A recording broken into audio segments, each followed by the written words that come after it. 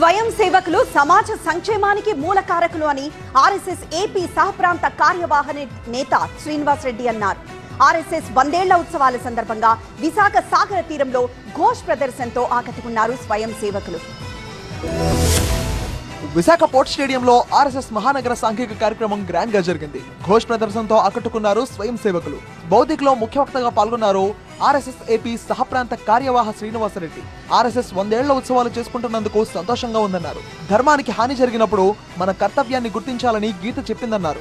ధర్మరక్షణ కోసం ఆర్ఎస్ఎస్ 100ఏళ్లుగా పనిచేయడం గర్వంగా ఉందని తెలిపారు. దేశభక్తి, సంస్కృతిపై ప్రతి ఒక్కరికి నిష్ట ఉండాలని చెప్పారు. మన సంస్కృతి, సాంప్రదాయాల విషయంలో దేశానికి పూర్వ వైభవం తీసుకురావాలన్నారు. తనకు జన్మనిచ్చిన దేశం కోసం తానే పాటుపడాలి. ఇదే ఆర్ఎస్ఎస్ సిద్ధాంతం అన్నారు. దేశం మనకేమిచ్చిందనేది కాదు, దేశం కోసం మనమేమిచ్చామనేది ముఖ్యమని చెప్పారు. ధర్మరక్షణ, దుష్ట శిక్షణలో ఆర్ఎస్ఎస్ ముందు ఉంటుందన్నారు. హిందువుల ఐక్యత, దేశ రక్షణకు ప్రతి ఒక్కరూ పాటుపడాలని సూచించారు.